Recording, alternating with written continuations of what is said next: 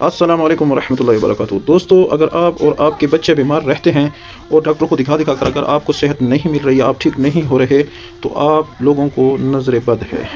آپ نے وظیفہ کرنا ہے نظر، تو آپ نے کرنا یہ ہے دوستو کہ آپ نے اپنی فیملی کو، مطلب ہے کہ جو آپ کے بچے ہیں، اور آپ ایک جگہ پر بیٹھ کر ایک آدمی مسئلے پر بیٹھ جائے جس کو یہ آیات صحیح طریقے سے آتی ہو، ٹھیک ہے۔ اگر نہیں بھی آتی تو نیٹ سے دیکھ لیں، انشاءاللہ آپ کو یہ بہت چھوٹی سی آیات ہے اور انشاءاللہ منٹوں میں آ جائے گی، ٹھیک ہے۔